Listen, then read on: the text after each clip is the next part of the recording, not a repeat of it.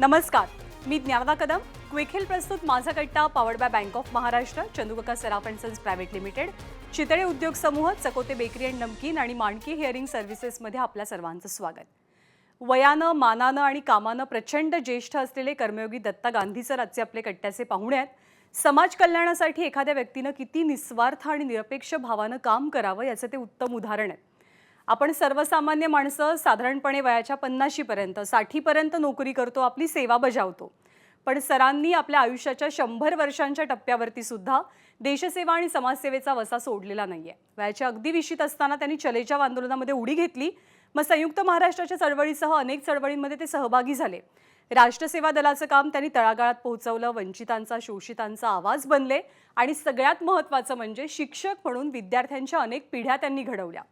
आत्ता टीव्ही बघत असलेल्या काहींना सरांच्या अफाट कामाची कदाचित कल्पनाही नसेल, पण त्यांच्यावरती नुकताच आलेला माहितीपट मारू जीवन एज मारी वाणी यामधनं त्यांचं आयुष्यपट उलगडतो. सरांची 100 आणि हा माहितीपट याच्या निमित्तानं आपण त्यांच्याशी आज संवाद साधणार आहोत. पण त्यापूर्वी आप्पांची, सरांची आपण एक एवी पाहूया, चित्रफित पाहूया. दत्ता गांधी राष्ट्र सेवा दलाचा सेवक, शिक्षक, समाजसेवक, स्वातंत्र्य सेनानी अशा कितीतरी भूमिकांमधून त्यांनी समाजाला आणि राष्ट्राला दिलेलं योगदान मोलाचं आहे. वयाच्या जेमतेम 20 असताना महात्मा गांधींच्या चले जाव आंदोलनात त्यांनी उडी घेतली आणि त्यांची रवानगी थेट तुरुंगात झाली. त्यानंतर त्यांचं आयुष्यच बदलून गेलं. सरदार वल्लभभाई पटेल, डॉक्टर बाबासाहेब आंबेडकर, महात्मा गांधी अशा तेजस्वी महामानवांचा प्रत्यक्ष सहवास त्यांना लाभला. त्यांच्याकडून मिळालेलं विचारांचं, ज्ञानाचं दान ते आजवर समाजात पेरत आले. आणीबाणीच्या काळात एस.एम. जोशी, नानासाहेब गोरे, मधु लिमये आदींच्या सभा पार्ल्यात आयोजित करणारे दत्ता गांधीच होते. किल्लारीतल्या भूकंपग्रस्तांच्या मदतीसाठी आपलं घरची स्थापना करणारे दत्ता गांधीच होते.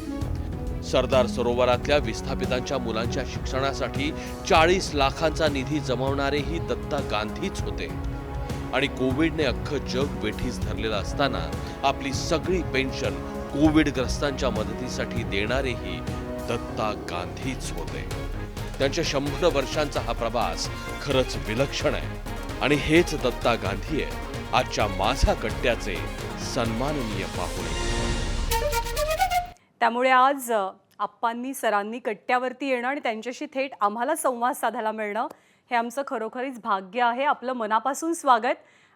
नुकतीच 100मध्ये तुम्ही प्रवेश केलेला आहे, तर आम्हाला सगळ्यांना आपलं आधी अभिनंदन करायचं आहे, स्वागत करायचं आहे. सर पुष्पगुच्छ देतील आपल्याला.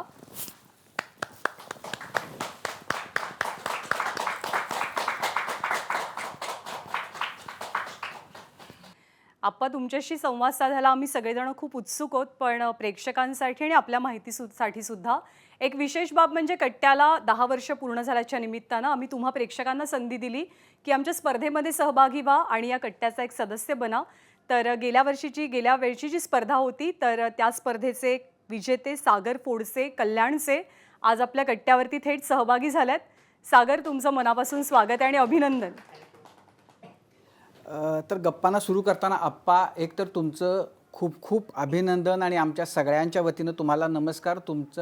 तुम्ही आता 100व्या वर्षामध्ये पदार्पण केलं आहे आणि तुम्ही आज कट्ट्यावर आहात याचा खूप आनंद यासाठीही होतो आहे की Mahatma Gandhi, doctor Babasaheb Ambedkar, Vallabhbhai Patel, C.D. Deshmukh, Lohia, SM. Joshi अशा भारतीय स्वातंत्र्याच्या लढ्यामध्ये असलेल्या जवळपास सगळ्या मातब्बरांशी थेट ज्यांचा संबंध आला, असे कदाचित देशामधले तुम्ही आज एकमेव अशी व्यक्ती असाल की ज्यांना त्यांचा प्रत्यक्ष सहवास मिळाला.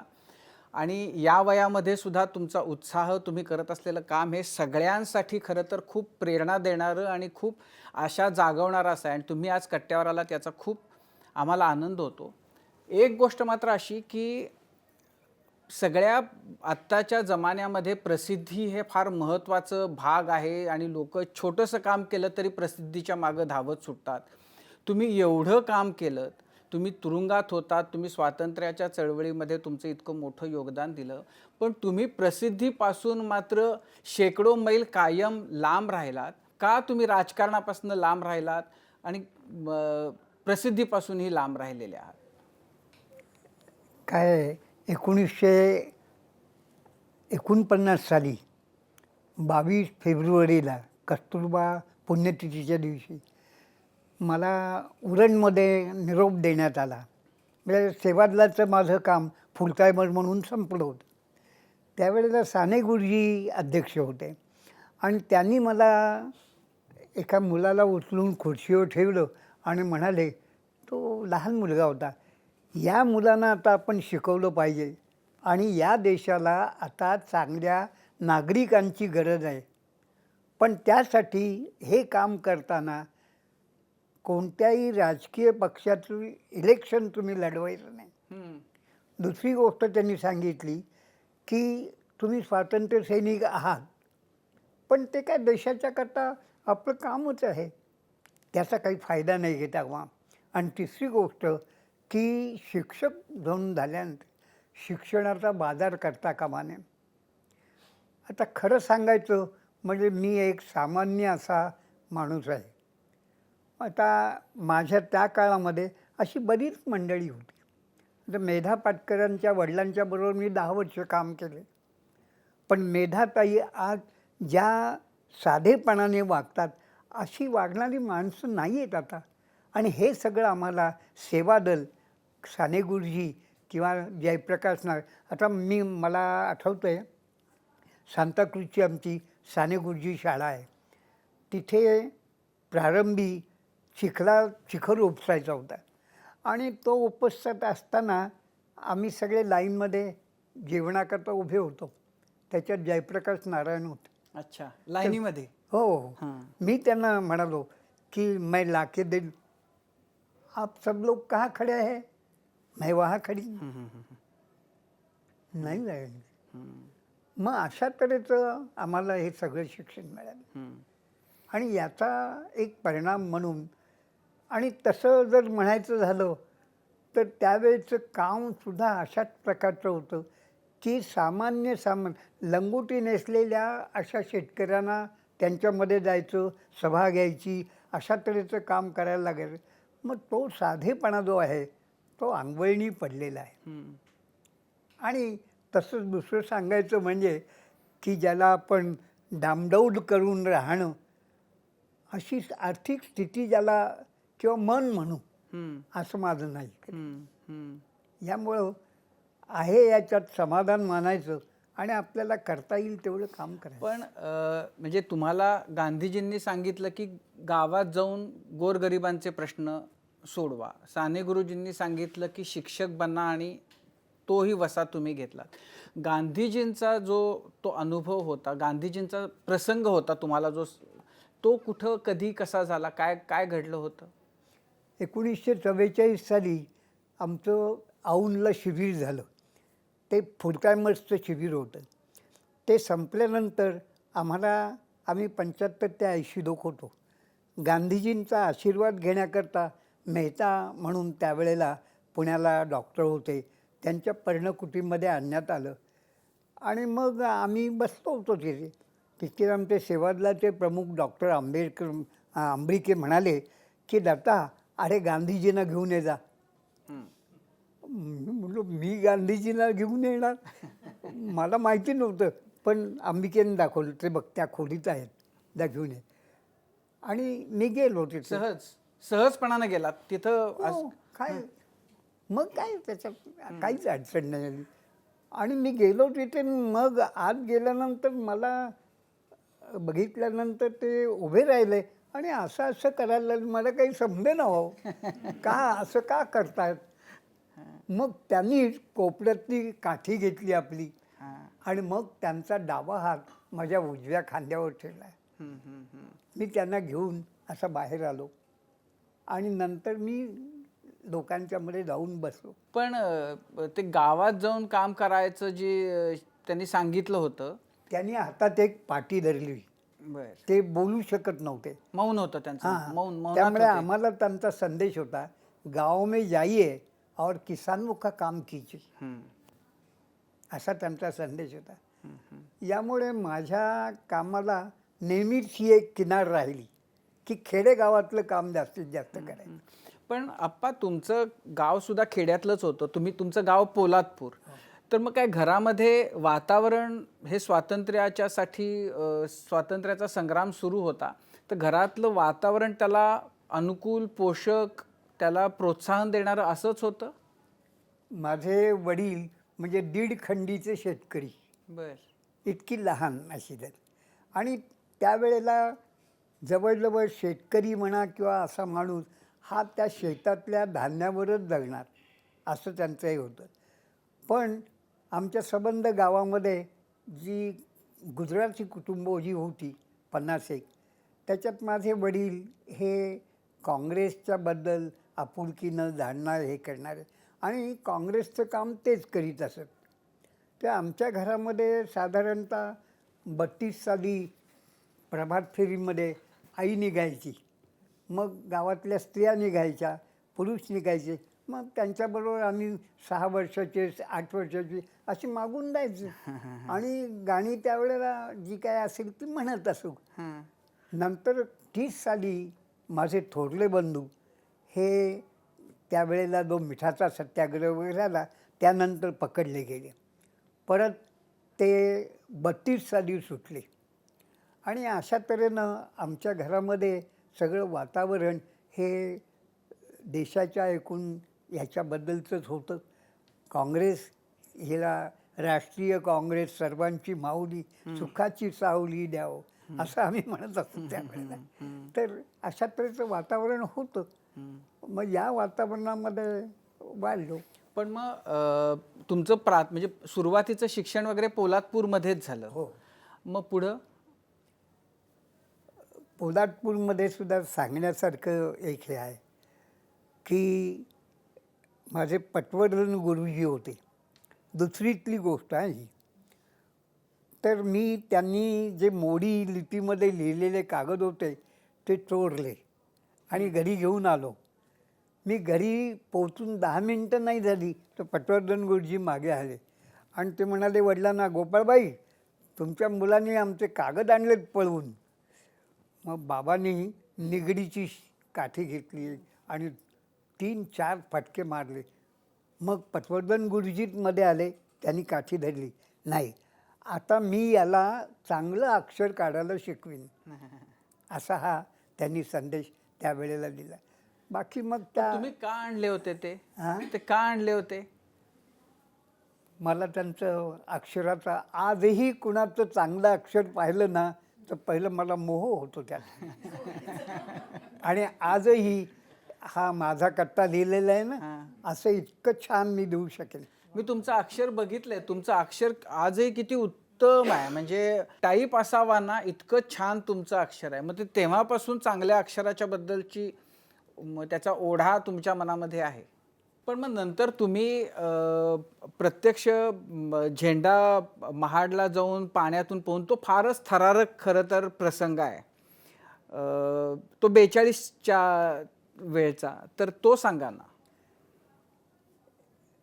8 ऑगस्टला गांधीजींनी जेव्हा सांगितलं की स्वातंत्र्य आत्ताच नाहीतर नंतर नाही आणि याकरता करेंगे या मरेंगे हा जो संदेश दिला, त्यानंतर 8 ऑगस्ट नंतर त्या सगळ्यांना पकडण्यात आलं. त्यावेळेला 9 ऑगस्टला आम्ही शाळा बंद पाडली. माझा मित्र कमलाकर दांडेकर तो माझ्याबरोबरच होता, माझ्या बाकावर बसायचा आणि तो रात्री म्हणाला की आपण काहीतरी केलं पाहिजे, हे काय खरं नाही म्हणाले. तर म्हणलो काय करायचं? कचेरीवर झेंडा लावू आपण म्हणाले. तर कचेरीवर झेंडा लावायचा, तिथे पोलीस हातामध्ये बंदुका घेऊन, म्हणून काय झालं, आपण म्हणाले नदीतनं मागून जाऊ. आता सावित्री म्हणजे नदी आणि ऑगस्टचा महिना, भयानक पाऊस त्यावेळेला, नदी तर फुगून गेलेली अशी. पण मग आम्ही पोहणारे होतो, नदीत उड्या मारल्या. पाऊण तासात फक्त 15 फूट वर गेलो आम्ही, इतकं प्रवाहाच्या विरुद्ध. पण मग कचेरीच्या मागून लपत छपत कचेरीवर झेंडा लावला. ती रात्री 12:30ची वेळ होती. मग काय आम्ही नदीत उड्या मारल्यावर 1 मिनिटात आलो फडसावर इकडे. तर अशा तऱ्हेनं कचेरीवर त्यावेळेला झेंडा लावणं ही तशी आम्हाला वाटलं खूप काहीतरी असं केलेलं आहे असं. आम्ही बाहेर आलो, ते कमलाकर म्हणाला नाही, ते जातमातेचं देऊळ तिथं होतं, तिथे बसलो पायरीवर आणि त्यांनी हातातनं चाकू काढला. मी म्हटलं आता हा काय करणार, चाकू उभा राहिला आणि आपल्या या बोटावर फटकन मारला त्याने. अरे बाप. 2-3 थेंब रक्त गळायला लागलं. पेन्सिल साधी घेतली आम्ही आणि त्यांनी याच्यावर कागदावर लिहिलं, स्वातंत्र्य मिळेपर्यंत आपल्या घरी आरामात राहायचं नाही, अशी प्रतिज्ञा आम्ही घेतली त्यावेळेला. आता कमलाकर गेला घरी निघून. मला काही रात्रभर झोप आली नाही. मग पहाटे मी उठलो. मी राहत होतो माझ्या डॉक्टर मामांच्याकडे, पण मामांशी असा मला हे करता येईना. मामा तसे चांगले होते, काही मुद्दा नाही. मी मामींना एक चिठी देऊन ठेवली आणि पहाटे 5 वाजता घरातनं पळून गेलो. मग काय करायचं, खरवलीला माणगावच्या जवळ माझे बंधू त्यावेळेला एक संघटना त्यांनी उभी केलेली होती, त्यांचं ते ठरलेलं होतं. आणि मग मी ठरवलं माणगावच्या जवळ या खरवलीला जायचं आणि गेलो तिथे खरवलीला आणि त्या ग्रुपमध्ये सामील झालो.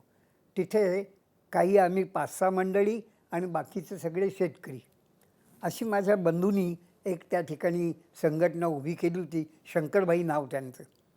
तर तिथे त्याच्यामध्ये कामाला आमची सुरुवात झाली. अशी 42च्या ह्याच्यामध्ये हे झालं. पण मग त्या कमलाकर दांडेकरांचं काय झालं पुढं?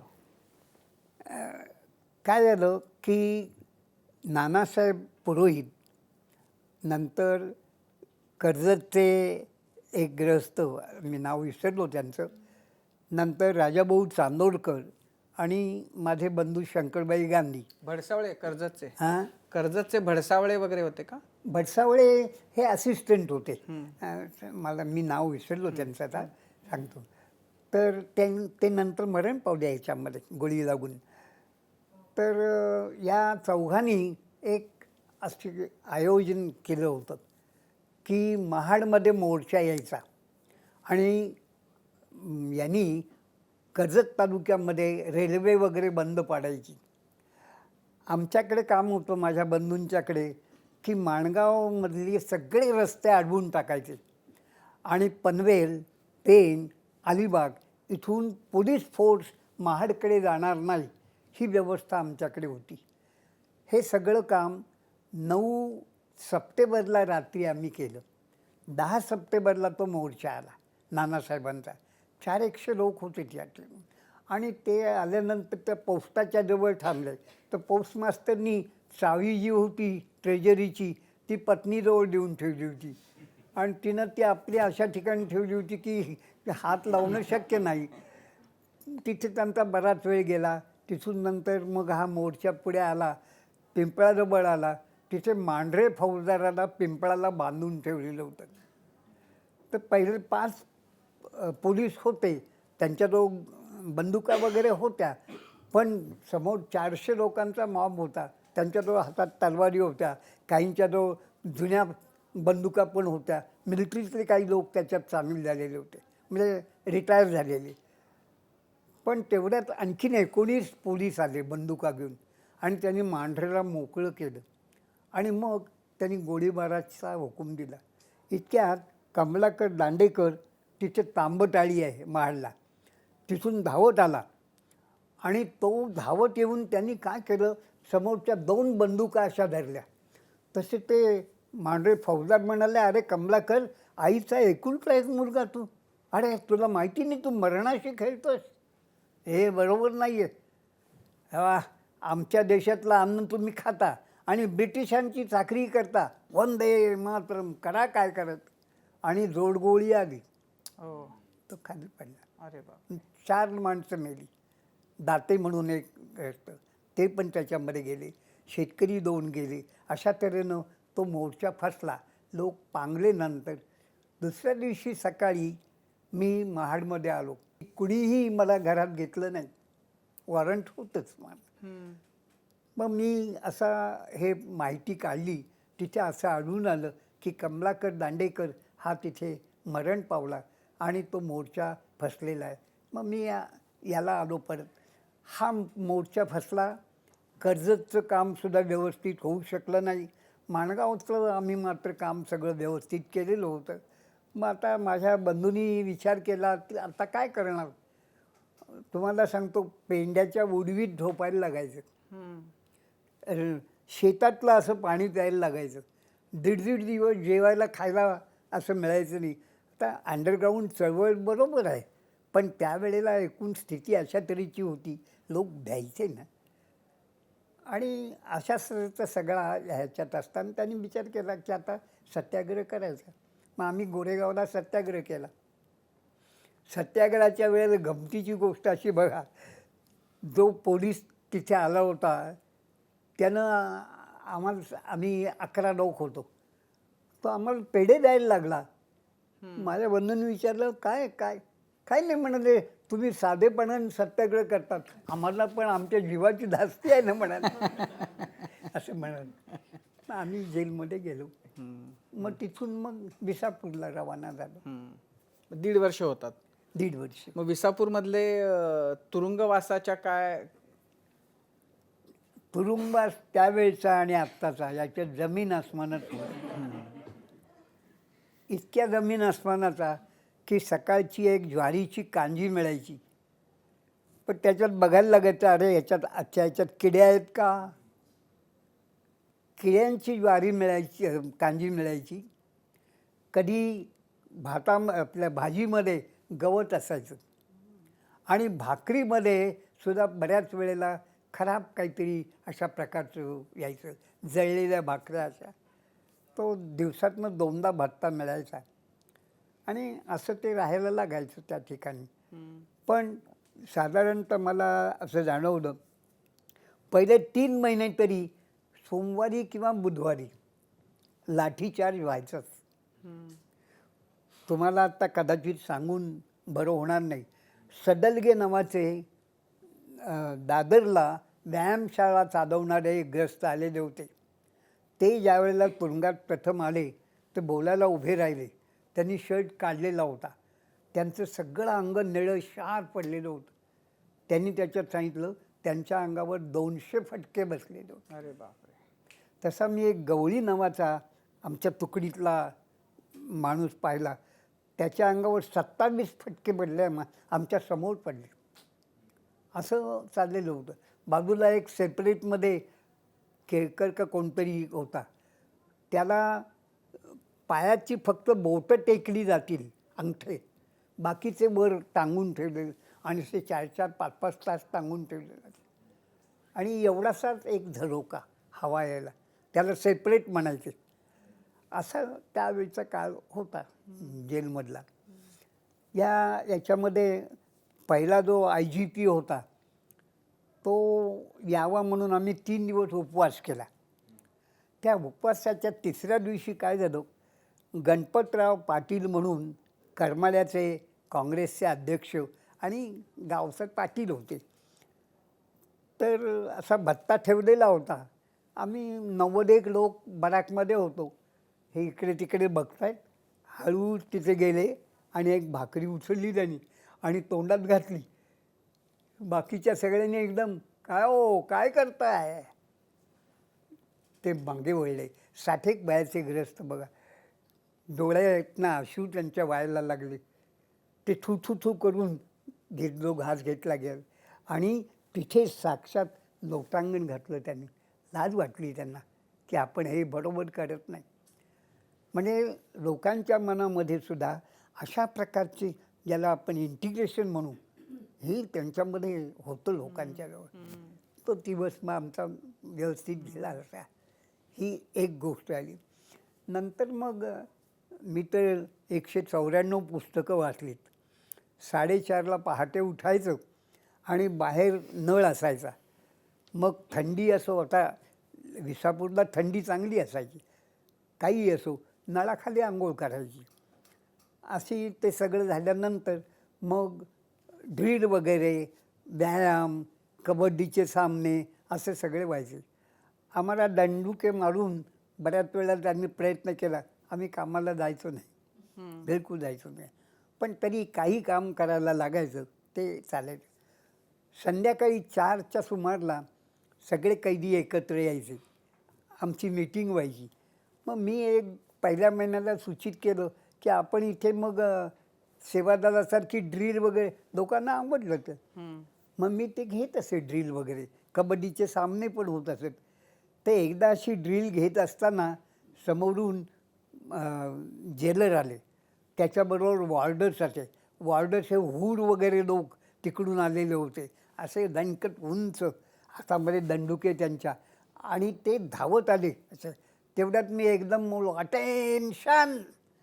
त्याबरोबर काय झालं, सगळे पोलीस आणि हे एकदम सावधानमध्ये उभे राहिले. ते जेलर पुढे आले, आज के दिन हो गया, आगे नाही करणार. पण ते आम्ही काही मानलं नाही आणि हे असं चालायचं. माझी शिक्षा संपायला साधारणतः एक 7-8 महिने होते. त्यावेळेला हा जेलर जे होते एक ख्रिश्चन माणूस होता. तर त्यांनी निरोप पाठवला. तो वॉर्डर निरोप घेऊन आला, नंबर 1004 माझा नंबर होता. मला वाटलं काय बुवा, काय आता करणार आहे. तर साहब ने बुलाया है. गेलो. कल से मेरी बेटी को सिखाना है तुम्हें. अच्छा. असं त्यांनी सांगितलं. हां. नहीं, मैं कैसा सिखाऊं, और वो इधर अंदर तुम काहे को बोलते हो, मैं करूँगा सब. आणि दुसऱ्या दिवशी ती सम्राज्ञी आमच्या जेलच्या त्या तारांच्या कुंपणाच्या बाहेर खुर्चीवर बसलेली आणि मी या बाजूला खाली धुळीत बसलेली.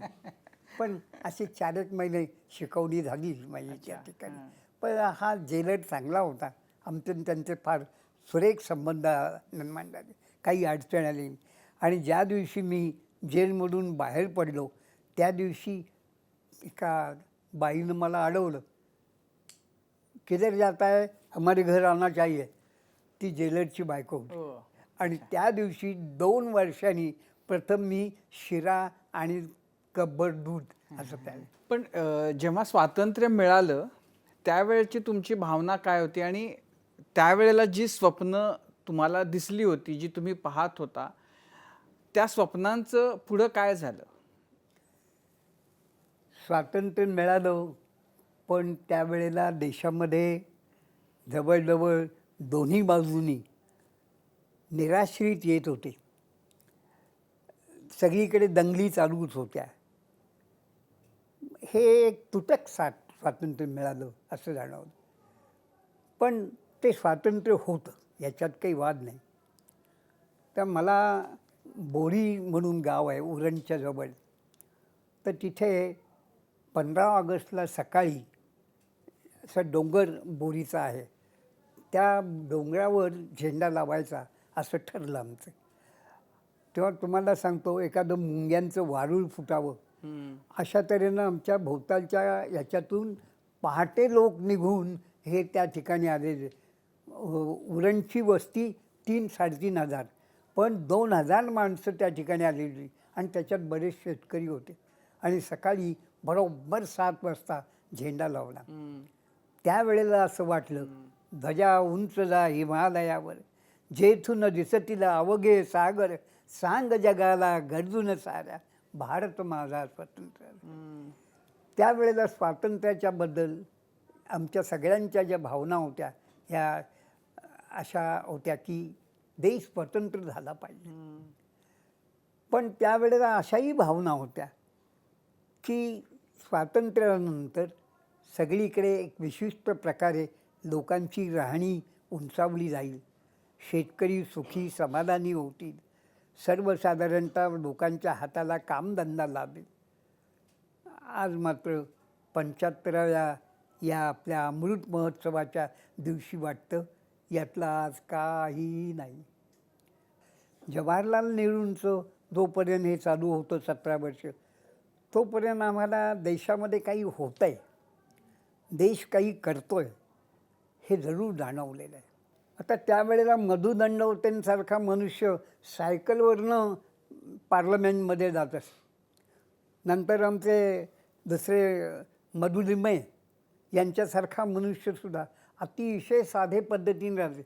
तेच कशाला बॅरिस्टर नाथ पै इतके साधे ग्रस्त होते की शेतकऱ्यांच्या घरामध्ये सुद्धा बेळगावला राहत असत. अशी ही सगळी माणसं होती. यात सगळ्यात बदल झाला आणि त्यामुळे आज मात्र असं वाटतं की भारत स्वतंत्र झाला पण अपेक्षा भंग झालेली आहे असं वाटतं. नाही असं वाटतं. पण मग त्यावेळेला जसं त्या व्यवस्थेच्या बद्दल त्याच्या विरोधात उभं राहावं, तुमची आजही तुमची उमेद उत्साह तर असं मनामध्ये येतं की अरे कशासाठी ते केलं होतं, आता हे जे आहे यांच्याबद्दल असंच काहीतरी परत करायची वेळ आली आहे वगैरे असे विचार येतात. नाही, त्या काळामध्ये सुद्धा लोकांच्याजवळ अन्न नव्हतं, आपल्याकडे गहू नव्हता, आपल्याला किडकी ज्वारी वगैरे घ्यायला लागत असे. किडका गहू अमेरिकेकडून येत असे. 480 असं ते कितीतरी कलम होतं. पण त्याही वेळेला चळवळी करण्यामध्ये सुद्धा आनंद वाटायचा आणि त्याही वेळेला वाटायचं की चळवळ आपण केली तरी राजकीय पक्ष जो आहे तो आमच्याकडे दुर्लक्ष करील असं नव्हतं त्यावेळेला. किंवा राजकीय पक्ष जरी विरोधी असला किंवा त्याच्या विरोधात आम्ही चळवळ करीत असलो तरी हा राजकीय पक्ष किंवा जे सरकार आहे त्या सरकारच्याबद्दल असा इतका दुरावा वाटत नाही जो आत्ता वाटतं. पण झालं खरं की आता एकूण जी स्थिती झालेली आहे त्याच्यात असं वाटतं की अरे एवढं काम आपण केलं, खडकावर बी पेरल्यासारखं वाटतं. आपण सुरुवातीला जी एव्ही पाहिली त्यात उल्लेख आहे की तुम्हाला आंबेडकरांचा सुद्धा सहवास लाभला, तर तो कसा आणि कधी लाभला? साधारणतः मला साल आठवत नाही पण 39 किंवा 40 1900 हे वर्ष असेल. महाडच्या जवळ शेडाव भाग आहे आमचा. त्या शेडाव भागामध्ये अस्पृश्यांची अशी सभा डॉक्टर आंबेडकरांनी घेतली. मी शाळेतनं सुटलो हायस्कूलमधून, तर मला आंबेडकरांचे भाषण ऐकायचं होतं म्हणून मी गेलो. ते खुर्चीवरून खाली उतरले, माईक बीक काही नव्हता तेव्हा, आणि ते असे उभे होते आणि मी त्यांच्याजवळ गेलो आणि मी त्यांना विचारलं की डॉक्टर साहेब आम्ही काय करू शकतो अस्पृश्यांच्या दृष्टीनं. तर ते मग मला पाठीवर जरासा हात ठेवला आणि म्हणाले, हे बघ तू खूप वाच, खूप शिक, मग तुलाच कळेल की अस्पृश्यता हे कसं ढोंग आहे आणि अस्पृश्यतेच्यामुळे संबंध लोकांची काय पडवड उडालेली आहे ती तुला कळेल म्हणे. असं त्यांनी सांगितलं. पण असं मला जाणवलं की आपण याच्याकरता काही केलं पाहिजे. म्हणून मी उरणला ज्या वेळेला काम करायला लागलो त्यावेळेला असंही उरणच्या माझ्या मित्रांना किंवा सेवादलातल्या लोकांना घेऊन आम्ही याच्यात महाडवाडा त्याला म्हणायचे, तिथे जाऊन त्यांना जेवायला देणं किंवा त्यांच्याबरोबर खाणं अशा तऱ्हेचं करीत. म्हणजे स्वातंत्र्य मिळून आता 75 वर्ष झाली, अशा आणखीन कोणत्या गोष्टी आहेत ज्या तुम्हाला खूप खटकतात की ज्याच्यामध्ये अगदी व्हायलाच हवे होते बदल, जे होताना दिसत नाही आहेत, झाले नाही आहेत? सगळ्यात डाचणाऱ्या गोष्टी काय आहेत? सगळ्यात जाचणारी गोष्ट म्हणजे जात. पण आता तर ते वाढताना दिसते. जातीयवाद कमी होण्याच्या ऐवजी दिवसेंदिवस जातीय तसं नाही आहे. आज सगळी इलेक्शन्स तुम्ही बघा, ही कशा पद्धतीने लढवली जातात असं पाहिलं जातं. कोणत्या ठिकाणी कोणत्या जातीची लोक जास्त आहेत, मग त्या जातीचा माणूस, हे अगदी सेंट्रल गव्हर्नमेंटमध्ये पण चालतं, कुठेही चालतं. कोणताही पक्ष अशा प्रकारचा करतो. यामुळे होतं काय, चांगली माणसं निवडून येत नाहीत. मग या योगानं काय झालेलं आहे की जी वरिष्ठ शिक्षित मंडळी आहेत किंवा श्रीमंत मंडळी आहेत, ही मंडळी इलेक्शनच्या मतदानाला जात नाहीत. बघा तुम्ही 53% 70% मॅक्सिमम 70% एवढं मतदान होतं. म्हणजे आपण जर असं धरलं की 35% माणसं मतदानाला जात नाहीत. मग ज्या माणसांना समजतं किंवा जे शिक्षित आहेत त्यांना असं वाटतं कशाला राजकारणात मला. आता राजकारणाशी संबंध आला नाही तर घरातली काडीसुद्धा हालत नाही. राजकारणाशी संबंध येऊन सगळ्या गोष्टी होतात.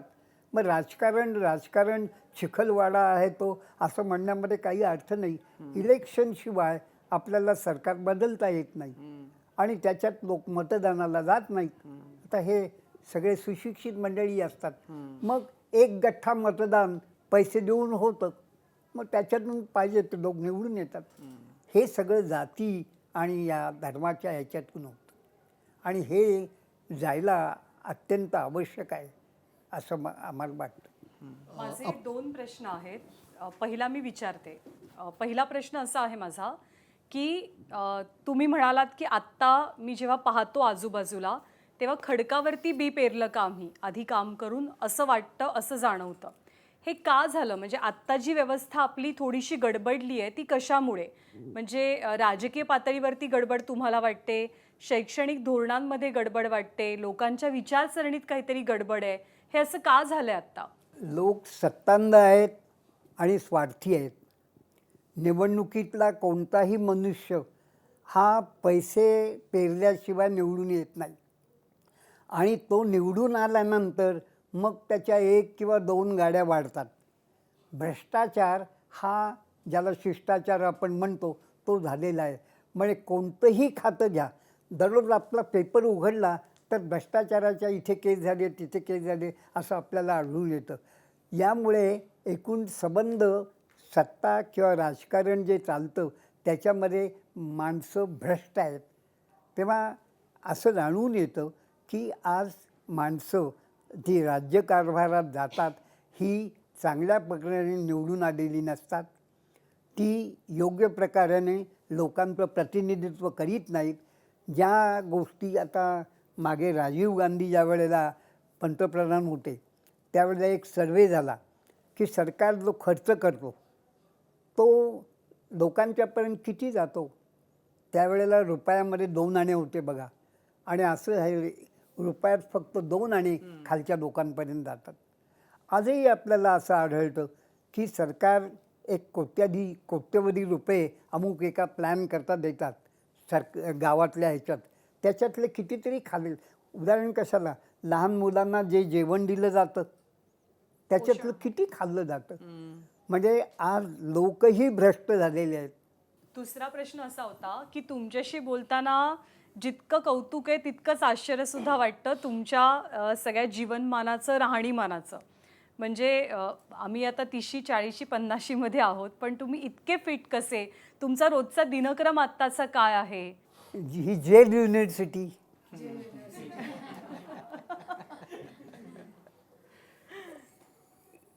मला माझी मुलगीसुद्धा सांगते की हे खायला पाहिजे, ते खायला पाहिजे. मला एकच जाणवतं की अन्नसेवन कमी करणं आणि काम जास्त करणं. मी असा वाढत आलेला आहे. व्यायाम कधीही संपत नाही माझा, तो मी करतो नेहमी. आणि घड्याळ आणि काम याचा नेहमी आहे. आम्हाला जयप्रकाश नारायण नेहमी म्हणायचे की बुवा 25वा तास शोधून काढला पाहिजे. मग ते गाणं पण आहे, द्या देशाला 1 तास, करा श्रम 1 तास अशा तऱ्हेचं आहे. तर हे अंगवळणी इतकं पडलेलं आहे की सांगता येत नाही. पण मग तुम्ही व्यायाम कधीपर्यंत व्यायाम तुम्ही करत होतात? अगदी आज सकाळी पण केला. काय करता व्यायाम? नाही आता पाऊस पडतोय म्हणून, नाहीतर बाहेर 2 फेऱ्या मारायचे. याच्यापूर्वी दंड बैठका किंवा नमस्कार वगैरे, हाताचे व्यायाम वगैरे. मी फिजिकल एज्युकेशन इन्स्ट्रक्टर पण होतो आणि त्यामुळे मला तर चांगलं माहिती आहे. पण आप्पा तुम्हाला कोणी अच्युतरावांनी सांगितलं ना, शिक्षक का साने गुरुजींनी सांगितलं? अच्युतरावांनी तो तुमचा अर्ज अच्युतरावांनीच दिला ना? फाडून टाकला तुमच्या नोकरीचा आणि शिक्षक व्हायला सांगितलं? नाही, हां. मी हे 1945 सालची गोष्ट आहे की SM वगैरे सगळे बसलेले होते, जयप्रकाश होते आणि अच्युतरावांनी बघू काय तुला किती मार्क्स मिळालेत.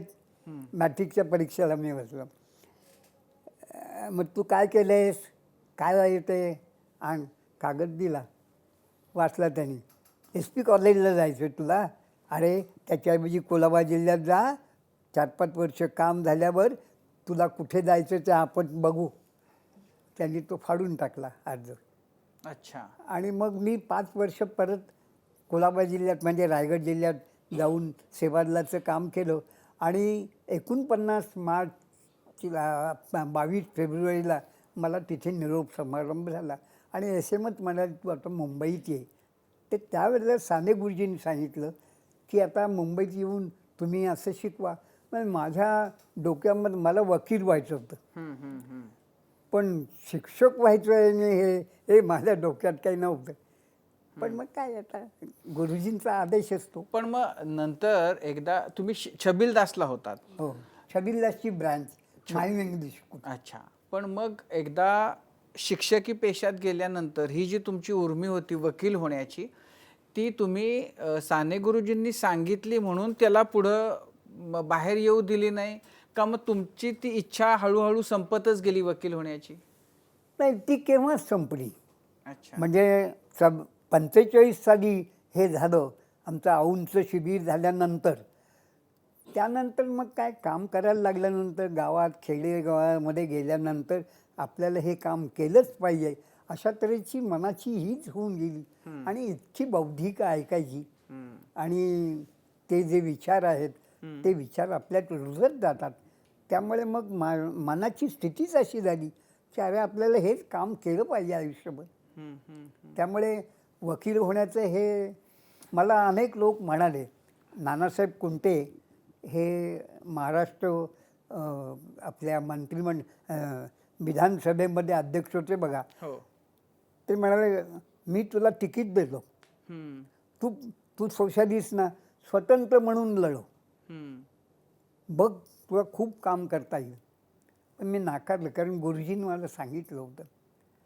ते अशा प्रकारे ह्याच्यातून मी बाजूला राहिलो नाही. पण खरं तर ना आता म्हणजे कुणाला सांगून पटणार नाही, ते कळणारच नाही की गुरुजींनी सांगितलं म्हणून तुम्ही पुढं हयातभर शिक्षक बनून राहिलात. तुम्हाला राजकारणामध्ये म्हणजे तुम्ही मूळचे काँग्रेसवालेच होतात, नंतर तुम्ही समाजवादी पक्षामध्ये इतक्या लोकांच्या बरोबर तुमचा परिचय होता, तुमचं चळवळीतलं काम होतं, तुम्ही चळवळीचं काम करत राहिलात, पण तुम्ही शिक्षकच बनून राहिलात. असं काय असतं की ह्या सगळ्या म्हटलं तर अधिकाराच्या मोहाच्या ज्या गोष्टी आहेत त्याच्याकडं पाठ फिरवायची आणि त्यांनी सांगितलंय म्हणून ते काम करत राहायचं, हे म्हणजे कळणं किंवा म्हणजे पचणंच मुळामध्ये आज कुणाला अवघड वाटेल.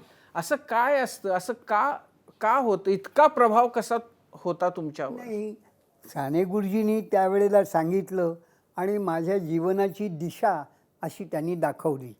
पण त्यानंतर इतक्या लोकांची बौद्धिकं ऐकली, त्यांचे विचार ऐकले, गांधीजींच्याबद्दलची बरीच पुस्तकं मी वाचली. त्यावेळेला असं वाटून गेलं की आता आपल्याला लोकांच्यामध्ये काम केलं पाहिजे, विशेषतः तरुणांच्यामध्ये काम केलं पाहिजे आणि तरुणांना तयार केलं पाहिजे. आपल्या पुढच्या पिढीनं देशाचा एकूण भार आहे हा सांभाळण्याकरता नवीन पिढी तयार झाली पाहिजे असं मनामध्ये वाटून गेलं सारखं. ते काही त्यावेळेपुरतंच राहिलं नाही. पण अशा वेळेला बऱ्याचदा असंही होतं की कुटुंबातूनही दबाव येतो. आता तुमच्या मुली, पत्नी यांच्याकडून की तुमच्यामध्ये आहे ते तुमचे एवढे कॉन्टॅक्ट्स आहेत, मुलींना असं वाटू शकतं की तुम्ही राजकारणात जावं किंवा इतर आणखीन काही करावं, ज्यायोगे आणखीन काहीतरी वेगळं मोठं नवं असं काहीतरी तुमच्या आयुष्यात यावं, तुम्ही आणखीन काहीतरी ज्याला जास्त ग्लॅमर आहे असं काहीतरी करावं. तर असे दबाव आले नाहीत तुमच्यावर? माझी धाकटी मुलगी आहे, तिला मेडिकलला जायचं होतं. तिला MBBS करता प्रवेश मिळवून देण्याकरता मी जर आमदार वगैरे असतो तर ब्लॉक पण मिळाला असता, हे पण मिळालं असतं. पण मी याला नकार दिला आणि ती GFM झाली किंवा होमिओपॅथचा कोर्स तिने केला. मी साध्या घरात राहिलो. काही वेळा तिथे 9 ते 11 एवढी मंडळी आमची राहायची. कधी हनीमून अमकन तमकं हे असला प्रकार कधी झाला नाही. मी ह्या स्मिताकडे आल्यानंतर ते वाढदिवस ने अमकं तमकं हे व्हायचं. याच्या अगोदर कधी वाढदिवस अमुक करणं हेही नसायचं. तेव्हा हे एक मनाची घडणच होत गेली. आपल्याला अशा तऱ्हेनंच काम केलं पाहिजे असं आहे. नाही, पण काही वेळेला त्याच्यातून कुटुंबाचा अपेक्षाभंग आपण करत असल्याचं मनात असं येत असेल ना, की अरे मी ह्या मार्गानं आहे, तर त्याच्यामुळं माझ्या कुटुंबालाही मी ओढतोय त्या मार्गावर, अदरवाईज मी त्यांचं काहीतरी वेगळं होऊ शकलं असतं, असे विचार, अशी भावना मनामध्ये. नाही, असं मला वाटतं आहे त्या स्थितीमध्ये आणि त्या काळामध्ये माझ्या 3 मुली यांना जेवढं देता येईल तेवढं देण्याचा प्रयत्न केला आहे. मी 18 तास काम केलेलं आहे. 1.5 शाळा केलेली आहे. रात्रीचा सगळा वेळ पार्टी करता द्यायचा, म्हणजे संध्याकाळी 7च्या नंतर, आणि तो वेळपर्यंत मग 2-3 ट्युशन्सपैकी. पण माझ्या ट्युशनचा दर इतरांच्यापेक्षा निम्मा असायचा. आणि त्यामुळे मला ट्युशन्स पण शिकवणंही असायचं. ट्युशन्स पण भरपूर मला मिळायच्या. आणि अशा तऱ्हेचं मला पैशांची कधी मी माझ्या घरून, वडिलांच्याकडून किंवा बंधूंच्याकडून कुणाकडूनही एक कपरदी घेतलेली नाही. आजसुद्धा मी स्मिताकडे राहतो, मला अनेक वेळेला वाटतं माझा खर्च मीच केला पाहिजे. आणि त्यामुळे एक असं वाटलं. आणि गुरुजींनी सांगितलं होतं की बुवा कुणाकडून आपण घेत बसायचं नाही. मग आता विंदा कर्णिकर त्यांचं सांगणंच आहे ना, घेता घेता देणाऱ्याचे हात घ्यावेत. कर्णिकरांचा माझा थोडासा, त्यांची पत्नींनी 20 वर्ष एकत्र आम्ही शिक्षक होतो. त्या हे मन असं बनतच गेलं. आणि मला असं कधी नाही आढळलं. आता मुली काही वेळेला म्हणतात असं की बा तुम्ही आईकरता काय केलं. त्यावेळेला असं वाटून जातं की अशा MA BEd झाली, मी मात्र BA BEdच राहिलो. मला सहज MA होता आला असतं. 3 महिने मला विदाऊट पे काम करायला. मला ओक व्हाईस प्रिन्सिपॉल रुईयाचे आणि राम जोशी आमचे ते म्हणाले की आम्ही पैसे देतो तुम्हाला, तुम्ही शिका, तुम्हाला 3rd क्लास MAला मिळू देत, तुमची जागा रुईयामध्ये आहे. हे सगळं सांगितलं. पण हे मी नाही स्वीकारलं कधी. आणि त्यामुळे एक माझं मन कदाचित म्हणा की इतकं तिरसट का असावं, पण ते तसं आहे. मग आजसुद्धा दररोज एखादा वाद दोघांच्यामध्ये होतोच याबद्दल. पण माझ्या मुलींना शिक्षणाकरता काही कमी पडेल असं काही नाही राहिलं. त्यांनी त्यांचे कोर्सेस ठरवले, त्यांनी त्यांच्या पद्धतीप्रमाणे, अगदी लग्नही त्यांनी ठरवलेली, मी नाही ठरवलं. तुम्ही आत्ता आशा ताईंचा उल्लेख केलात, काकूंचा उल्लेख केलात, त्यांच्याबद्दल सांगा ना जरा. तुमची भेट कशी झाली? 1950 साली सांगलीला शिबिर झालं. त्या शिबिरामध्ये माझी पत्नी त्यावेळेला फुल टायमर होती, पण स्त्रियांचा विभाग होता तो.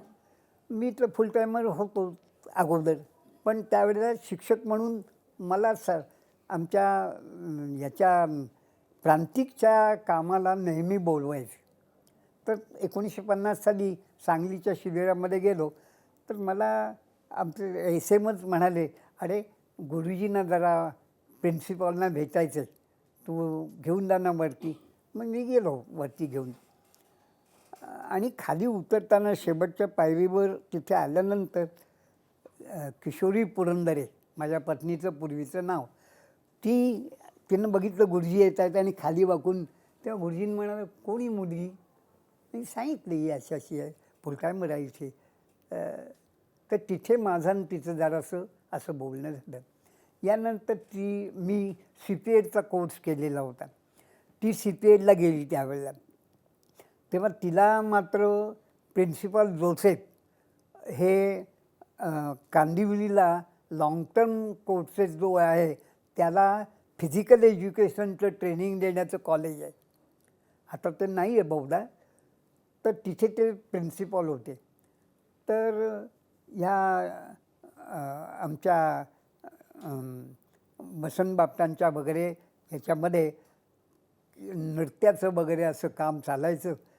तर हिचं नृत्य वगैरे बघितलेलं आणि त्यामुळे त्यांनी तिला तिथे तुम्ही तिथे शिकवायला या. ती म्हणाली की मी CPA झालेली नाही, चालू आहे माझं. नाही होईल सगळं ते तिथे म्हणाले आणि तिथे गेले. मग शनिवार रविवारी त्यांना सुट्टी असायची. मग माझा परिचय झाला होता. मी बॉम्बे सेंट्रलला राहत असे. तर मग ती शनिवार रविवारी आमच्याकडे येऊन राहायची. तर भाऊसाहेब म्हणाले, अरे अशी ही एकटी तुझ्याकडे येऊन राहते हे काय खरं नाही म्हणाले. ते एकदा काय झालं, किशोरीने मला सूचित केलं की आपण सिनेमाला जाऊया म्हणून शक्ती नावाचा सिनेमाला मी गेलो. मला असं आपलं वाटलं त्यावेळेला की काय करावं बरं, जरा 2-3 मिनटं घेतली चालतील आणखीन. माझं खरं दुसऱ्या मुलीवर प्रेम होतं. पण तिनं सांगितलं की दत्ताबाई, हृदयाचं दान एकदाच होतं आणि ते माझं देऊन झालं. पण यानंतर तिचे माझे संबंध शेवटपर्यंत चांगले राहिले. दुसरी एक मुलगी अतिशय उंच, अतिशय सुस्वरूप आणि CPAच्या कोर्समध्ये मी तिला शिकवत असे. ती जवळजवळ गळ्यात पडलेली होती. पण मला असं जाणवलं, आपल्याला जर काम पुढे करायचं असेल तर सेवादलाशी संबंधित असलेली अशीच व्यक्ती यामध्ये पाहिजे. पण झालं कसं काय की किशोरीच्या वडिलांनी अगोदरच्या लोकांची जे लग्न, त्यांच्या मुलींची जी लग्न झाली ती त्यांनी ठरवली आणि किशोरीच्यापेक्षा 2 वर्षांनी मोठी कमल म्हणून तिचं लग्न एका काहीतरी विजवर काहीतरी याच्याशी लग्न झालं. तो मारायचा, मारझोड करायचा आणि शेवटी तिनं डायव्होर्स घेतला त्यांनी आणि तिचं जीवन हे असं उस्कळीत झालं. तेव्हा तिलाच वाटलं की कुणाच्या तरी गळ्यात बांधणार दादा. त्याच्याऐवजी अगोदर तिने मला नकार दिला होता. म्हणजे मला स्वीकृत केलं गेलं हे की बाबा काही माझ्याजवळ आहे अमकं तमकं अशा तऱ्हेनं नाही स्वीकृत केलं गेलं. एक पण आमच्या अनुताई लिमये आणि इंदुताई केळकर प्रसिद्धच आहे. अनुताई लिमये तर सेवादलाच्या स्त्री विभागाच्या प्रमुख होत्या. तर केळकरबाई मला एकदा म्हणतात, दत्ताबाई तुम्ही आमची चांगली पोरगी गटवलेत. आता मी इतकं काम केलेलं, पण आता असं बोलणं हे स्वाभाविक आहे, मी मान्य करतो. पण मग माझी स्वीकृती झाली आणि 7 जून लग्नाची तारीख ठरली होती. म्हणजे कार्बन कॉफीज काढून आमंत्रणं वाटलेली होती. अच्छा. मग एकदा सांगितलं शाखा नायकांना वगैरे तर सगळीकडे जात असे. पण यशवंत दोषींना निरोप आला. मी म्हटलो, अण्णा तुम्हीच येणार आहात आणि 7 तारीख ठरलेली आहे. नाही म्हणाले, किशोरी काय पळून जाते का, आपण धरून आणू तिला. ये तू. पुण्याला गेलो मी. मग 15 तारखेला लग्न झालं आमचं. पण 9 माणसं फक्त आम्ही जेवलो आणि फक्त पत्नीला 28 रुपयाचं एक पातळ घेतलं होतं. बाकी काही नाही. माझे कपडे तर 2-3 वर्ष वापरलेले होते आणि लग्नामध्ये सुद्धा 268 रुपये फक्त खर्च झाला. हॉल नंतर सगळा फुल भरला होता. बापट बिपट सगळी मंडळी आलेली होती त्याच्यात. ते मला काय वाटतं की जीवनामध्ये साधं राहणं, आवश्यक तेवढा खर्च करणं आपल्या स्वतः करता. पण मग देताना मी कधी असा विचार नाही केला. सांगायला हरकत नाही, 8-9 लाख रुपये मी दिलेले त्याचे आणि मी इतकं काम केलं. मृणाल गोरेचं पण काम खूप केलं आहे. मृणालची मी ड्रिल घेतली, बाई वैद्यांची पण ड्रिल घेतलेली आहे. पण माझ्या वयाच्यामुळे आणि प्रांतिकच्या शिबिरांच्यामुळे. पण मी जीवनामध्ये कोणत्याही पक्षाच्या कामाकरता किंवा एखाद्या प्रकल्प राबवण्याकरता पक्षाकडून किंवा प्रांतिककडून काही पैसे घेतलेले ते मी खर्च केले. तिथे मी कधी नाही बघितलं. का खर्च करतो मी. आता ही एक की आपलं जे काम आहे ते निरीक्ष व्हायला पाहिजे अशी एक भूमिका नेहमीच राहिलेली आहे. त्यामुळे घरी खर्च करणं म्हणजे आजही मी सांगतो तुम्हाला, हे मला कोणी बरं आपल्या ह्यानी दिलं, तर मी आज प्रथम घातले. छान दिसतंय पण. माझ्याजवळ जुना आहे तो मी घालतो, पण ते आता लोकांना तसं पटत नाही. असं घालायला पाहिजे. मी तुम्हाला खरं पण सांगतो की सुरुवातीला आपल्या चेहऱ्याची जी काही ही केली गेली, हे माझ्या आयुष्यात किंवा पाहण्यामध्ये अत्यंत अफलातून असं. आप्पा हे स्क्रीनला लागतं. हां, हे मला मान्य. आप्पा थोडं मागे घेऊन जाते पुन्हा एकदा. तुम्ही ज्यावेळी स्वातंत्र्य चळवळीमध्ये सक्रिय झालात तो काळ होता 41-42चा. गांधीवाद रुजला होता, गांधींचे विचार पसरलेले होते, पण त्याच काळामध्ये देशामध्ये एका नावाची क्रेज खूप मोठी होती. ते नाव होतं सुभाषचंद्र बोस यांचं, आणि ते सुद्धा काँग्रेसचे खूप निकटवर्तीय मानले गेले. 1943 साली आझाद हिंद सेनेची स्थापना झाली. कधी त्या वाटेनं खुणावलं नाही का तुम्हाला?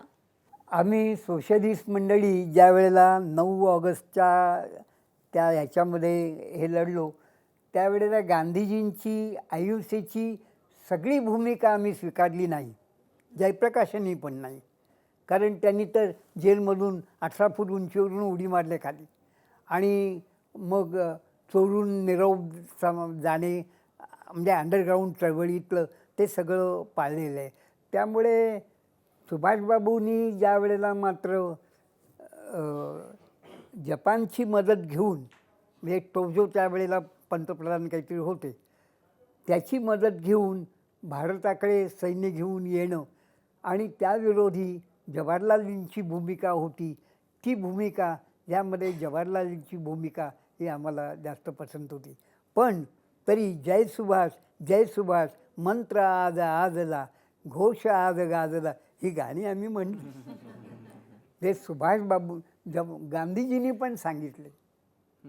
म्हणजे गांधीजींच्यावर जो हा आरोप केला जातो की सुभाषबाबूंना त्यांनी अत्यंत वाईट वागणूक दिली, हे खरं नाही आहे. सुभाषबाबू ज्या वेळेला मरण पावले त्यावेळेला गांधीजींचा लेख आहे याच्यामध्ये, आणि त्यांनी त्याच्यामध्ये स्पष्ट म्हटलेलं आहे की असा देशभक्त होणे नाही. म्हणजे सुभाषबाबूंच्या देशभक्तीबद्दल त्यांनी एक असं ठरवलं की आपण बाहेर जायचं आणि सशस्त्र अशा प्रकारचा लढा हे करून करायचा. मला असं वाटतं की केवळ गांधीजींच्या स्वातंत्र्य लढ्यातून स्वातंत्र्य मिळालं असं नाही आहे. म्हणजे अनेक प्रकारे अशा तऱ्हेनं लोकांनी जे प्रयत्न केलेले आहेत, आणि शेवटी 1945 साली ज्या वेळेला ब्रिटिशांनी अशा तऱ्हेचा निर्णय घेतला त्यावेळेला चर्चिल पराभूत झालेला होता, आणि मजूर पक्षाचं मंत्रिमंडळ ब्रिटनमध्ये आलेलं होतं, आणि भारतातली स्थिती अशा प्रकारची झाली होती. आर्मीच्या लोकांनी पण बंड केलेलं होतं त्यावेळेला, आणि ते जवळजवळ 4 दिवस चाललेलं होतं. तेव्हा त्यांना एक जाणवून आलं की आता यानंतर हिंदुस्थानमध्ये राज्य करणं कठीण आहे. म्हणजे स्वातंत्र्याच्या चळवळीचा परिणाम खेडेगावापर्यंत पोहोचलेलं, ब्रिटिशांच्या विरोधात सबंध देश एक असा उभा राहिलेला होता, हे एक. आणि अनेक प्रकारे दुसऱ्या महायुद्धानंतर ब्रिटिशांची पण स्थिती झालेली होती. यामुळे भारताला स्वातंत्र्य देणं हे त्यांना आवश्यक होतं. पण आप्पा, म्हणजे ज्या वयामध्ये त्यावेळेला तुम्ही होतात 22-24 वर्षांचे, तर त्या वयामध्ये अंगामध्ये खूप जोश असतो, खूप उत्साह असतो, आणि त्यावेळेला म्हणजे अंतिम विचारांती गांधीजींचा अहिंसेचा तत्त्वज्ञान त्यांचं वगैरे सगळं बरोबर आहे, पण त्या वयामध्ये, विशिष्ट वयामध्ये क्रांती करणं, बंड करणं ही स्वाभाविक भावना असती. तर तुमच्यासारख्या लाखो तरुणांची भावना त्यावेळेला या प्रकारचं बंड करून काही करण्यापेक्षा गांधीजींच्या अहिंसेच्या तत्त्वज्ञानावर विश्वास ठेवण्याची ती मानसिकता होती. मला ह्याचं जो प्रश्न तिनं विचारला की ह्याचंच कुतूहल आहे की असं काय होतं की तुम्हाला स्वाभाविक जे असायला पाहिजे त्याच्यापेक्षा जास्त व्यापक जे काही होतं त्याचं आकर्षण वाटलं. आता माझा जो मित्र कमलाकर दांडेकर, म्हणजे त्याला माहिती आहे माणसं पडलेत तिथे, तरी तो बंदुका हातात धरतो अशा. त्याला माहिती आहे की त्याचा शेवट मृत्यूमध्ये आहे. माझ्या हाताला बायोनेट लागलेलं होतं. तिलोड म्हणून डोंगर खरवडीच्या जवळचा अंडरग्राऊंड असताना, आणि जर काही अधिक झालं असतं तर त्यांनी बायोनेट खोपसलं असतं आणि मला हे करून गेला असता. मग माझा रणदिवे नावाचा मित्र होता, तो मागून आला, त्यांनी त्या पोलिसालाच असं उचलून फेकलं. त्या तो पळून गेला. नंतर ते बंदुकीचा हे हातात घुसलं म्हणून त्यावेळेला धास्ती वाटली नाही. असं का झालं? तर करेंगे या मरेंगे हा जो गांधीजींचा संदेश होता, त्या संदेशातली ही ताकद होती. फार थोडे लोक गेले असे, म्हणजे असं ज्याला आपण म्हणू सबंध तरुण काही भारून उठले असं नाही झालेलं आहे. आमच्या महाडमधून मी एकटाच अशा तऱ्हेचा बाहेर गेले. धारिया वगैरे नंतर पुण्याला गेल्यानंतर गेलेले. धारिया 3 महिने जेलमध्ये होते. पण अंडरग्राऊंड राहून असं काम करून अशा प्रकारे जेलमध्ये जाणारे किंवा क्रांतीच्या करता आपलं आयुष्य काहीही का होईना म्हणून वरून जाणारी माणसं कमी होती, पण ती होती. आणि ती सबंध देशभरात ठिकठिकाणी होती. आणि हाच सगळ्यात महत्त्वाचा भाग आहे. नाही, पण प्रश्न काय आहे की तरुणांच्या दृष्टीतनं जर बघितलं तर सुभाषबाबूंचं सगळं त्यांचं काम त्यावेळचंही आणि ती जी आक्रमक आरेला कार्य करण्याची किंवा बंडखोरपणातनं सशस्त्रपणानं त्या ब्रिटिशांना उलथवून टाकण्याची त्यांची भावना, भूमिका, याचा तरुणाईला जास्त मोह पडायला हवा ना की गांधीजींचं तत्त्वज्ञान अहिंसेचं होतं. ते कुणाला नेभळटपणाचं वाटू शकतं, पण त्यावेळच्या तुमच्या पिढीला ते तसं वाटलं नाही. तुम्हाला गांधीजींचंच मार्गानं जावं असं वाटलं. तर ते का झालं हा प्रश्न आहे खरं तर. नाही, याच्यामध्ये असं जाणवतं की सुभाषचंद्र बोस, जवाहरलाल नेहरू आणि गांधीजी याच्यामध्ये बंगालमधली जी मंडळी आहेत त्यांचा साधारणतः क्रांतीच्या याच्यात हे जास्त होता. परंतु देशाची एकूण स्थिती अशी होती की गांधी बोले आणि भारत चाले, अशी त्यावेळची स्थिती होती. तुम्हाला मला सांगताना थोडंसं जरा खंत वाटते की अशोक मेहता, जयप्रकाश नारायण, अच्युतराव पटवर्धन ही सगळी मंडळी 1952च्या इलेक्शनमध्ये आपण इलेक्शन जिंकणार आहोत अशी आम्ही त्या तऱ्हेनं लढलो. फक्त 8 माणसं महाराष्ट्रात निवडून आली. म्हणजे जवाहरलाल नेहरूंची एक फेरी झाल्यानंतर लाखो माणसं त्यांच्या सभेला येतात. म्हणजे जवाहरलालजींच्या भाषणाच्यामुळे संबंध पाडलं इकडचं तिकडे व्हायचं. नाही तर आम्हा सोशलिस्टांच्याबद्दल लोकांच्या मनात खूप प्रेम होतं. पण तसं झालं नाही. बॅरिस्टर नाथपैंसारख्या माणसाला आपण काय म्हणू शकू बघा ना. जवाहरलाल नेहरू, नाथपैंची तिथे काँग्रेसचे लोक थट्टा वगैरे करायचे. तेव्हा नाथपैंचं एक भाषण झाल्यानंतर ते बाहेर येऊन बसले. जवाहरलाल नेहरू मागे आले आणि त्यांच्या भाषणाच्याबद्दल आनंद व्यक्त केला आणि लोकांना सांगितलं त्यांच्यापैकी काही थोडासा गुण तुम्ही घ्या. म्हणजे अशी ही माणसं त्या काळामध्ये समाजवादी पक्ष एक मधुमेह निवडून आल्यानंतर एकटा माणूस संबंध पार्लमेंट हलवून टाकलेला आहे त्यांनी. आणि त्या मिनिस्टरला अर्थमंत्री राजीनामा द्यावा लागलेला आहे. ही त्या संबंध माणसाच्या जीवनातलं ज्याला आपण सत्व म्हणू हे असं पणाला लागलं. हे या प्रबोधनातून मुरलेलं होतं. त्यामुळे सुभाषचंद्र बोसांची भूमिका, जवाहरलालजींची भूमिका आणि गांधीजींची भूमिका याच्यामध्ये कार्यकर्त्यांनी हे केलेलं आहे आम्हाला असं. आप्पा, तुमच्या जीवनाविषयी कळलं, राष्ट्रसेवा दलाविषयी कळलं, स्वातंत्र्य चळवळीविषयी कळलं, पण तुमच्या बोलण्यामध्ये सातत्यानं पोलादपूर, खरवली, महाड, अलिबाग, उरण असे कोकणातले उल्लेख आले. त्या काळातलं 1940 ते 50 या सालामधलं कोकण होतं तरी कसं? आजच्या पिढीला काय सांगा? आता मी तुम्हाला सांगितलं की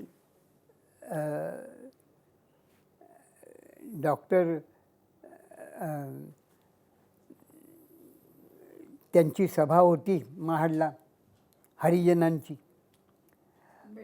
त्या सभेमध्ये आलेली माणसं लंगोटी लावून आलेली होती. मी शेतकऱ्यांच्या अशा ह्या पाहिलेल्या आहेत की हातात अंगावर फक्त कोपरी, खाली असला तर एक पंचाचा थोडासा भाग, काही तर घरं अशा तऱ्हेची होती. आणि मला वाटतं गांधीजी एक ठिकाणी गेलेले होते, तिथे कस्तुरबा त्या याच्याशी गेल्या, सलद्याशी झोपडी होती ती. तर त्या आतून आवाज आला, कौन है, क्या चाहिए, इधर आइए ना, जरा मिलना है आपको. कस्तूरबा म्हणल्या. अंदर से आवाज़ आई, हम नहीं आ सकते, हम औरत है, हम कैसे आए. म्हणजे दोघांच्यामध्ये एक पातळ किंवा लुगडं असणं, अशा प्रकारची एकूण आपल्या ह्याच्यातली स्थिती बऱ्याच ठिकाणी होती. मला तर आठवतं, आमच्या घरी मराठा माणूस शेतकरी म्हणून आला तरी तो घरातल्या वरच्या उंबऱ्याला येत नसे, तो पायरीवर घोंगडी टाकून बसत असे. ही त्याकडची एकूण स्थिती होती. दारिद्र्य इतकं होतं, तुम्हाला सांगतो, की नाचणीची भाकरी, थोडीशी चटणी, त्याच्यात तेल टाकणं आणि कांद्याबरोबर खाणं, असं लोक किती दिवस खात होते हे मी पाहिलेलं आहे. आणि माणसंच मात्र ही त्या स्थितीत राहत होती. आता कदाचित मला असं वाटतं की भारतातली मंडळी ही मूर्तीपूजक जास्त आहेत आणि त्यामुळे व्यक्तिपूजक जास्त आहेत. संतांच्या शिकवणुकीचा लोकांच्यावर परिणाम असा तडकून लोक उठत नाहीत लवकर, आणि त्यामुळे आहे त्या स्थितीमध्ये राहणं आणि आपलं हे पुढे चालू ठेवणं हे ते करीत असत. परंतु एकंदर त्यावेळची स्थिती ही भयानक होती, याच्यात कुठलंही नाही. कारण गावामध्ये एखाद दुसरा दुकानदार किंवा एखाद दुसरा सावकार किंवा एखाद दुसरा भटजी, ह्या 3-4च आसामी ज्या राखून वगैरे राहायचे, बाकी सगळे दरिद्री असायचे. कट्ट्यावरती आम्ही सगळेजण प्रश्न तर विचारतोय, पण आपले कट्ट्याचे विजेते आहेत गेल्या स्पर्धेच्या वेळेचे सागर फोडसे. सागर यांनाही प्रश्न विचारायचा आहे, तर आपल्या पाहुण्यांना सागर आता प्रश्न विचारतात. सागर. सर, आत्ताच्या परिस्थितीमध्ये पाहिलं आपण, जसं तुमच्या काळामध्ये देश आपला सामाजिक स्वास्थ्य आणि इतर बाबतीत जसा पिछाडलेला होता, म्हणून तुम्ही तरुणांनी पुढं येऊन त्या समस्या मांडल्या, आंदोलनं केली, ते सगळं केलं.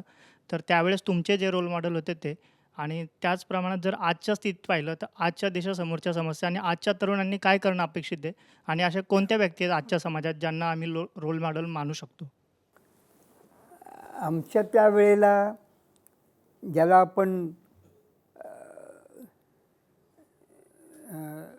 सायंटिफिक अँड टेक्निकल अशा प्रकारचा काही विशेष हे झालेला नव्हता. म्हणजे मी तुम्हाला सांगितलं, आंबेडकर 1000 माणसांशी बोलत होते, पण ते खुर्चीवर उभे राहून, माईकसुद्धा नव्हता त्यांना. म्हणजे बाकीचं हे आपण सोडून देऊ. आता ही सर्व साधनं उपलब्ध आहेत. जर व्यवस्थित तऱ्हेनं तरुण हे झाले तर त्यांना शिक्षणाच्या सोयी या मिळू शकतात. सगळ्यांना मिळतील असं नाही, पण आज असं जाणवतं की हे असूनसुद्धा वैचारिकता जी आपण म्हणू, ती वैचारिकता ही फक्त आपल्याला प्राप्ती व्हावी, अधिक पैसा मिळावा अधिक दर्जाची नोकरी मिळावी याकरताच धडपड जास्त असते. म्हणजे गांधीजींनी असं म्हणलेलं आहे की विज्ञान हे जर मानवतेच्या पेक्षा वरचढ झालं तर ते विज्ञान हे निरुपयोगी आहे. म्हणजे आज अनेक प्रकारची शास्त्रोक्त शास्त्रीय अशा तऱ्हेच्या गोष्टी उपलब्ध झालेल्या असल्या तरी याच्यापेक्षा अधिक पाहिजेत, याच्यापेक्षा अधिक आपल्याला मिळालं पाहिजे असं सगळं वाटतं. त्यामुळं यांचं प्रबोधन होणं आणि प्रत्येक व्यावसायिकाला एक नीती आणि ज्याला आपण संस्कार म्हणू, संस्कृती म्हणू, ती त्याच्यामध्ये निर्माण झाली पाहिजे. असं शिक्षणातून आज मिळत नाही. आजचं शिक्षण जे आहे हे जीवनाची योग्य दिशा दाखवत नाही. जरी त्यातून त्याला काही प्रमाणात नोकरी अर्थात किती लोकांना मिळते आणि काय याची तुम्हाला कल्पना असेल, तरीसुद्धा आजचं शिक्षण हे जीवनोपयोगी शिक्षण आहे असं नाही. एका गांधीजी असं नेहमी म्हणत असत आणि विवेकानंदांनी पण म्हणलेलं आहे की जगामध्ये 2 व्यवसाय महत्त्वाचे आहेत.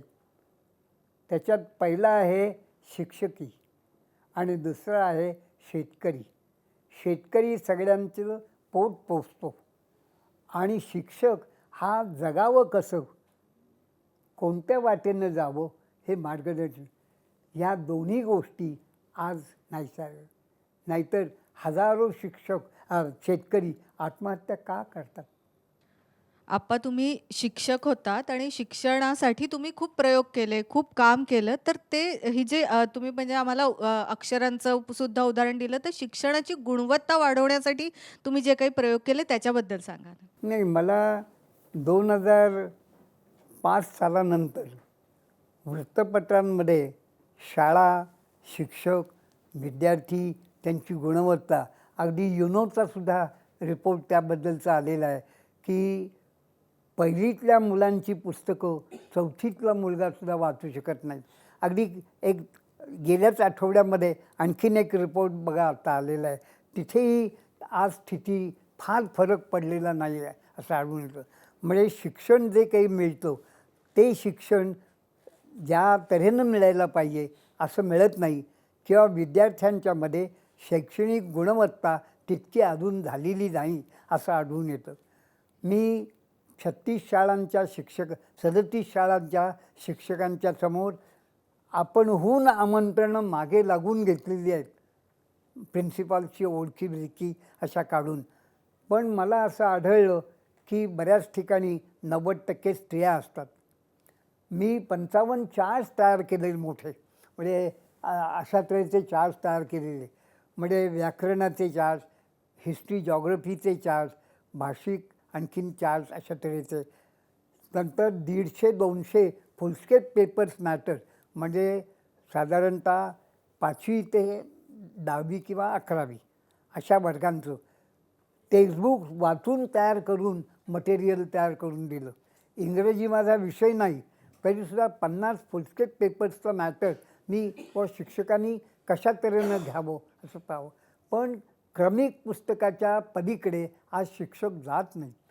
नाही तर मध्ये एक रिपोर्ट असा प्रसिद्ध झालेला होता की 1000 शिक्षकांची परीक्षा 50 प्रश्न देऊन झाली होती आणि त्याच्यामध्ये असं आढळून आलं की 278 शिक्षकांच्याकडे क्रमिक पुस्तकाच्या पलीकडे एकही दुसरं पुस्तक नाही.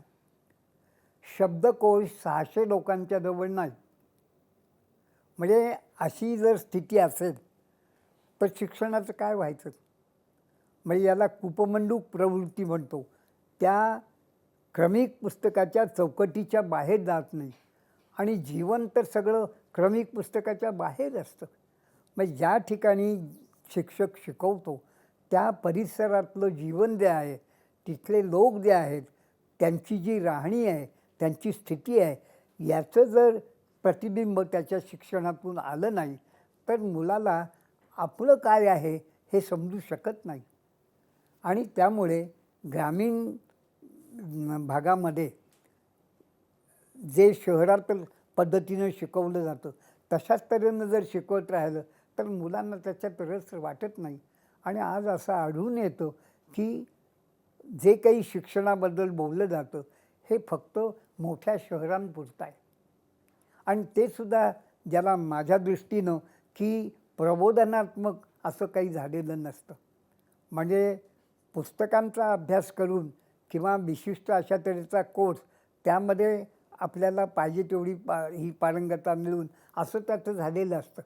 पण त्याचं मनाचं सामाजिकरण झालेलं नसतं. ते ज्या वेळेला असं होईल त्यावेळेला कदाचित शिक्षक वर्गसुद्धा बदलेल.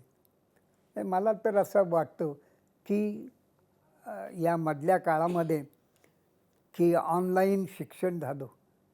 पण परवाचंच रिपोर्ट मी वाचला की 60% खेडेगावातल्या शिक्षकांना ऑनलाईन शिक्षणाकरता तो लॅपटॉप वगैरे त्याचा वापर करणं हीही माहिती नाही किंवा तो बिघडला तर दुरुस्त करता येत नाही. कशाला मी युनिव्हर्सिटीतच गेलो होतो आणि तिथे प्राध्यापक परांजपे अध्यक्ष होते. ते जीवन शिक्षण हे मासिक चालवतात.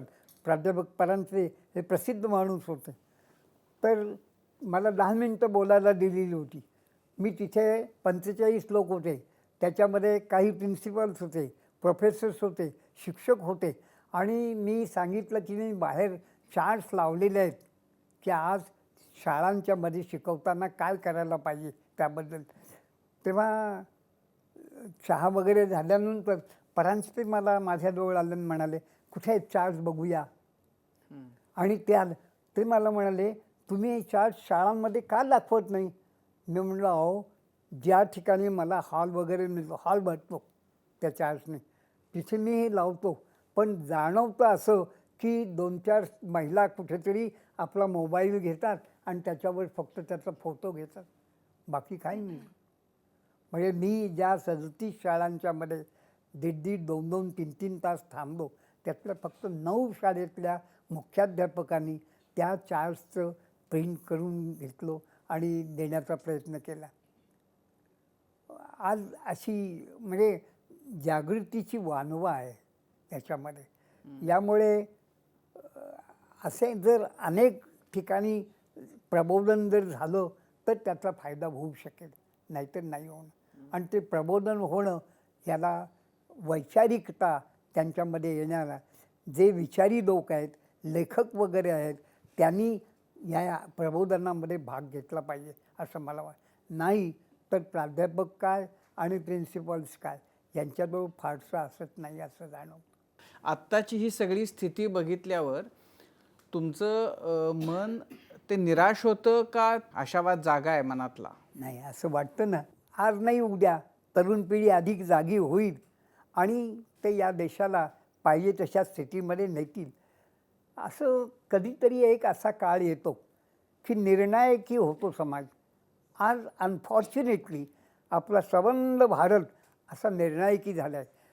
मग काही वेळेला असंही होतं की अनेक माणसं अशी उभारून येतात. अशा काळाची वाट बघतो. तुमच्या मनातला हाच आशावाद कदाचित तुम्हाला नवं बळ देतो, नवी प्रेरणा देतो, नवी ऊर्जा देतो. साने गुरुजींच्या विचारांचे आपण पाईक आहात, त्यामुळे खरा तो एकची धर्म जगाला प्रेम अर्पावे, तसंच तुमचं सगळं आयुष्य आत्तापर्यंतचं राहिलं आहे. असेच ऊर्जादायी राहा, आनंदी राहा, उत्तम आरोग्य लाभावं आपल्याला. आमच्या शुभेच्छा आणि मनापासून आभार कट्ट्यावर आल्याबद्दल. अजून मला वाटतं की जर मला थोडंसं इकडे तिकडे जाता आलं तर माजी विद्यार्थ्यांना पत्र लिहावीत आणि त्यांना कळवावं. साने गुरुजींचं एक स्वप्न होतं. त्यावेळेला आंतरप्रांतीय, आता आंतरराज्यीय, असं आंतरभारती ज्याला नाव, अशी एक प्रबोधन शाळा मुंबईला उभी करण्याचं राष्ट्रसेवादलांनी ठरवलेलं आहे.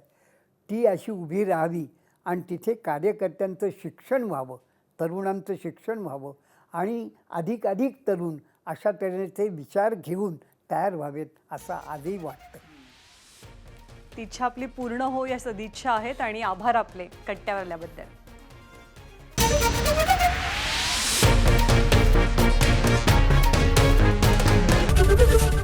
एबीपी माझा, उघडा डोळे बघा नीट.